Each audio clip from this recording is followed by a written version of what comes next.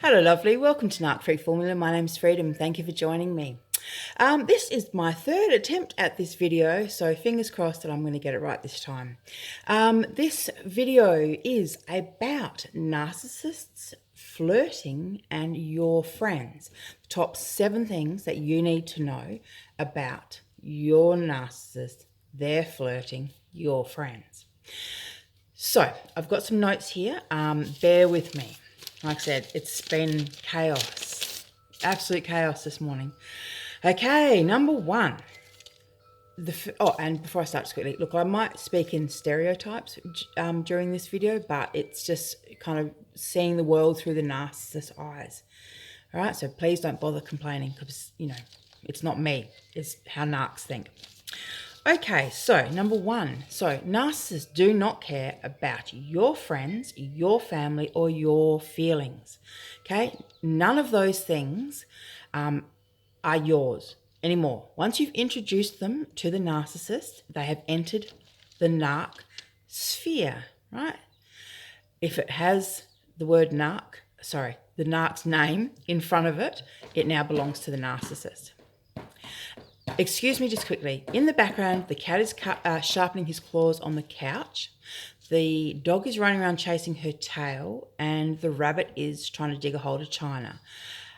So if you hear those noises and it's like an ASMR video, my apologies.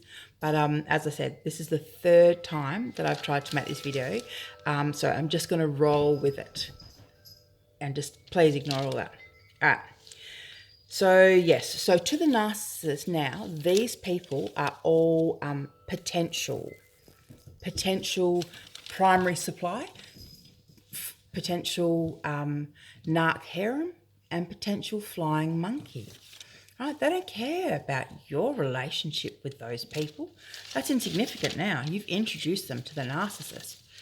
So number 2, they will use your friends or family or co-workers to isolate you. So they do this in subtle ways. But for example, when you have, an argument with one of your girlfriends, instead of saying to you, baby, calm down, she loves you, she's been a great friend to you, blah, blah, blah, they will get in your ear and say, babe, you are so right. I had never noticed it before, but she is so jealous of you. She is always saying bad things about you. You can't trust her, blah, blah, blah, blah, blah. And essentially what they're doing is messing with your head, trying to isolate you from your girlfriend or from your mother. Because I can guarantee you, right, if the narcissist has been in your ear about about your best friend, I can guarantee you're not going to confide in your best friend when you start having relationship problems, which is exactly why they do it. So they're isolating you from your supports, and they are also, as I said, setting people up to be flying monkeys, primary supply, or narc harem. Hi, Foxy. All right, so, and I've got a cat just down here now. So number 3, they'll use your friends, family, co-workers, whatever, to gather information on you. So they'll be having deep, meaningful conversations with your friends at parties, at dinner functions, whatever, gathering info about you or flirting with them or gaining fuel or a kind of a combination of all of the above. All highly manipulative, all totally non-genuine. Number 4, and that kind of leads into number 4, they will use your friends to make you jealous. So they will either covertly or overtly flirt with your friends or your family. Like I said, it could be your mum, could be your sister, could be your aunt, could be anyone.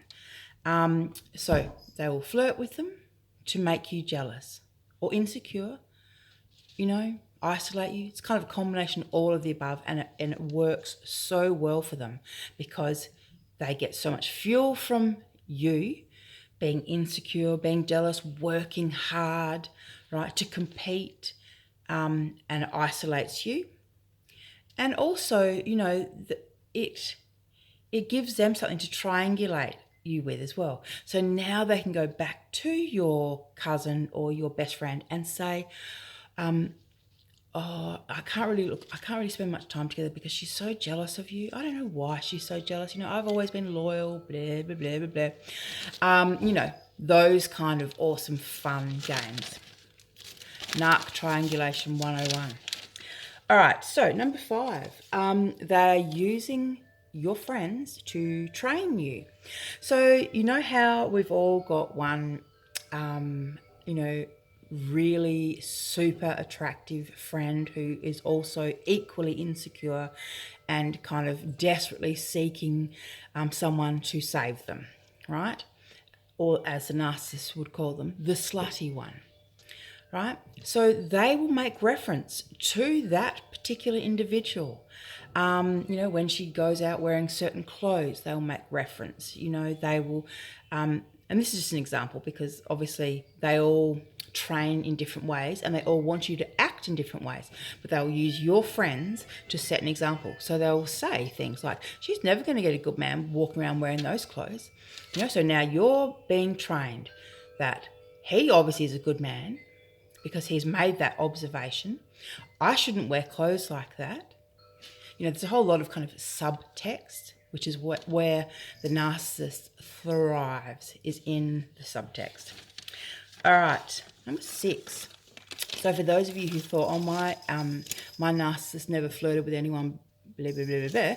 Number 6 is they use your friends as a subterfuge. So maybe they don't flirt with your friends. Maybe you've introduced them to the really hot one.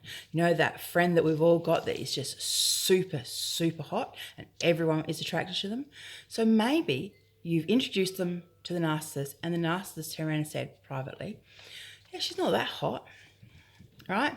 That, my darlings, right there is subterfuge. So he's now making you think that he's not going to flirt with anyone. If he doesn't find her attractive, he's not going to flirt with anyone. Now you're thinking you can trust him anywhere with anyone. Yeah, that's not true, but that's what they're trying to make out. And it does. It works, lulls you into a false sense of security. All right, darlings. And number 7. One of the main things that the narcissist will use your friends for is for a cheer squad. So any friend that they don't think, they don't feel attracted to, whatever, who might not be primary supply, right? They can definitely pop them in the narc harem, or just keep them as a cheerleader, someone who is going to quite literally go out and tell the world how awesome they are. And the best thing about people like that is, cheerleaders are really easy to turn into flying monkeys. So believe the narcissist already has a plan happening in the back of their mind as to when it all turns, when it all heads south and everything falls apart and you guys break up, the narcissist already knows who he's going to be able to rely on to get information, to pass information backwards and forwards. It's going to be the cheerleaders. Okay? So, as always, narcs, like I said, anything that you bring into their realm is theirs. And because of this kind of constant need that they have for validation and admiration and this constant searching for fuel, your friends, your family, none of it's off limits to them. Okay, if they have a need, if they have a want, if they have an itch, okay, your friends, your family, they're all good targets. And it's really quite unfortunate. But all I can say, my darlings, is ditch the narc, keep your friends, and go narc free. All right, lovely. So if anyone wants a one-on-one with me, you know what to do. The link will be in the description box. Thank you for watching, and I will see you not tomorrow, but the day after.